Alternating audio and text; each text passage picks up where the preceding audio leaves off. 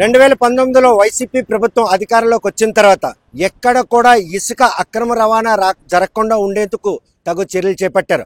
అదేవిధంగా 5 ఏళ్లుగా ఇసుకను మాత్రం జిల్లా నుండి కొల్లగొట్టుకుపోయారు. వంశధార, నాగావళి, బాహోదే, మహేంద్రత అనే నదులు ఈరోజు వారి నిజ స్వరూపం కూడా మారిపోయింది.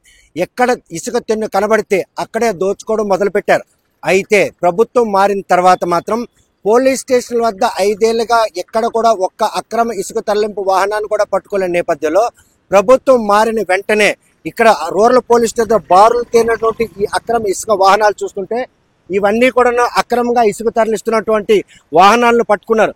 12వ తేదీన ప్రమాణ స్వీకారం జరిగిన తర్వాత ఎవరైతే అక్రమ ఇసుక దందాదారులు ఉన్నారో వారు భర్తం పట్టేందుకు మాత్రం రూరల్ పోలీసులు అందరూ కూడాను ఈ రోజు నదులు బేస్ చేసుకుని అక్కడ రెక్కి నిర్వహించి ఎవరైతే అక్రమ ఇసుక రవాణా చేస్తున్నారో వారందరిని కూడా పట్టుకుని ఇలా పోలీస్ స్టేషన్ దగ్గర వాహనాలు పెట్టడంతో ఈ రోజు పోలీస్ స్టేషన్ల వద్ద వాహనాలు బారులు తీరే పరిస్థితుంది.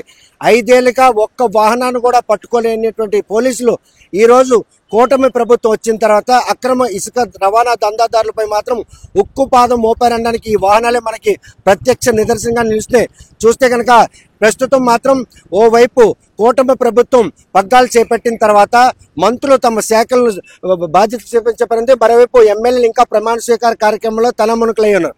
పాత వైసీపీ నాయకులు ఎవరైతే ఉన్నారో ఈ అక్రమ ఇసుక దందాదారులకు 5 ఏళ్లుగా పరిచయం ఉన్న వారంతా కూడాను ఈ రోజు ఇసుకను యథేచ్ఛగా అక్రమ రవాణా చేసేందుకు వారు చేస్తున్న ప్రయత్నంలో పోలీసులకు ఇచ్చినటువంటి పాత గైడ్ లైన్స్ ఏవైతే ఉన్నాయో వీటికి సంబంధించినటువంటి గతంలో జేపీ గ్రూప్ కావచ్చు లేకపోతే ఇతరత్ర గ్రూపులు ఏవి కూడాను వాళ్ళు మొత్తం అక్కడ నుండి ఖాళీ చేయడంతో వీరు మాత్రం యథేచ్ఛగా లోకల్గా ఉన్న నాయకులు అండదండలతో అక్రమంగా జిల్లా నుండి అక్రమ ఇసుక దందాను చేస్తున్న విషయం తెలిసి ఈ రోజు నదుల వద్ద ఎక్కడైతే రీచ్లు ఉన్నాయో ఆ రీచ్ల వద్ద మాత్రం వాహనాలు లోపలికి వెళ్లకుండా అక్కడ సెంచులు తవ్వేసి మరీ వాహనాలు దిక్కుడు చేశారు. రోడ్డు ఎక్కిన వాహనాలు మాత్రం ఇలా పట్టుకొని పోలీస్ స్టేషన్ వద్ద పెట్టి కేసులు నమోదు చేశారు.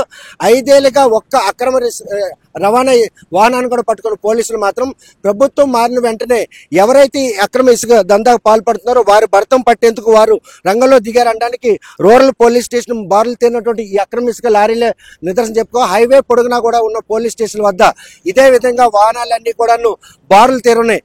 జాతీయ రహదారి పక్కన ఉన్న అప్రోచ్ రోడ్లో ఇలా బారులు తీరినట్టు అక్రమ ఇసుక దందాదారులు భర్తం పట్టడంతోనే ఇటువంటి పెద్ద మొత్తంలో వాహనాలు ఈరోజు పట్టుబడ్డాయని చెప్పుకోవచ్చు. ఇసుక పాలసీ ఏదైతే సూపర్ 6లో భాగంగా కూటమి ప్రభుత్వం ఇచ్చినటువంటి ఇసుక పాలసీ ఉచిత ఇసుకను అందజేస్తామన్నారు. ఇంకా పాలసీ అమలు కాకముందే దొరికిన కడక దోచుకునేందుకు వీరు చేసినటువంటి ప్రయత్నంలో భాగమే ఈ రోజు ఈ అక్రమ ఇసుక దందాదారులు భర్తం పట్టారు. పోలీసులు అనడంలో ఎటువంటి అతిశక్తి లేదు.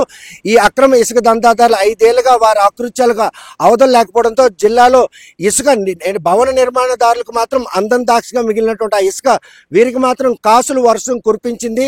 ప్రభుత్వ అండదండలతో ఇసుకను కొల్లగొట్టేందుకు ఇటు వైసీపీ నాయకులతో పాటు ఏదైతే నిర్దేశించినటువంటి సంస్థలు ఉన్నాయో వారు కూడాను ఇసుకను కొల్లగొట్టేందుకు చేసిన ప్రయత్నం నదులు నిజ స్వరూపం మారిపోయి రేపు గనక వరదలు వస్తే ఆ వరదల కారణంగా నది దిశ మారి ఎక్కడ గ్రామాలు ముంపుకు గురవుతున్నటువంటి ఒక దుశ్చర్యకు పాల్పడ్డారనడంలో ఎటువంటి అతిథులు.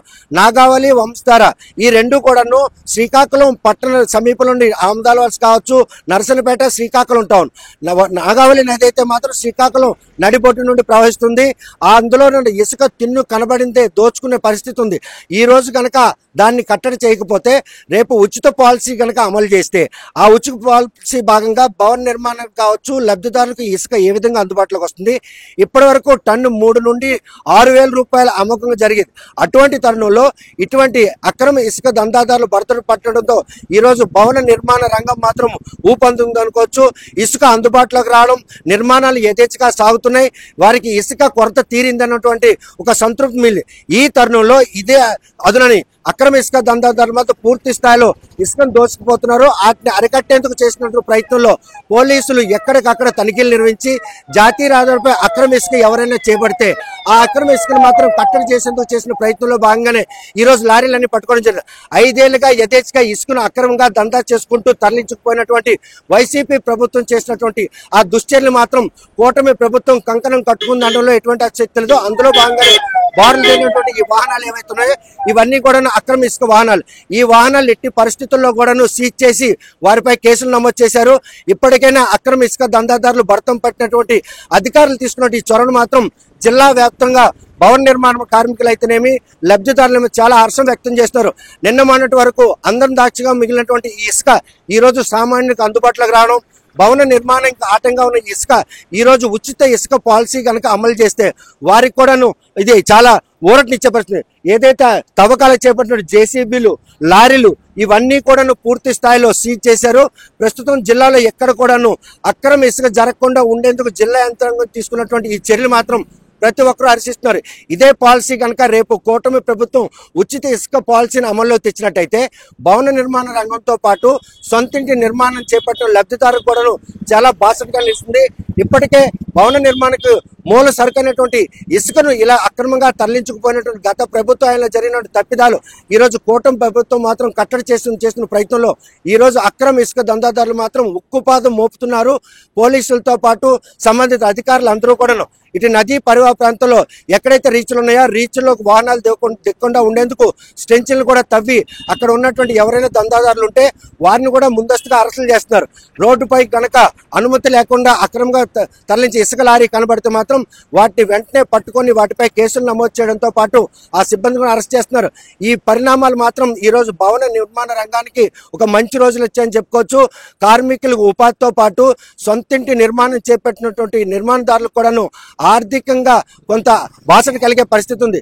కూటమి ప్రభుత్వం రావడంతో ముఖ్యంగా అక్రమ ఇసుక దందాదారులపై ఇలా ఉక్కుపాదం మోపడానికి మాత్రం జిల్లా వాసులందరూ కూడా హర్షిస్తున్నారు. మరి ఉచిత ఇసుక పాలసీ ఏ విధంగా రాబోతుంది, రేపు అందం దాక్షగా మిగిలినటువంటి ఈ ఇసుక ఏ విధంగా అందుబాటులోకి వస్తుందనే విషయం వేచి చూడాల్సిందే.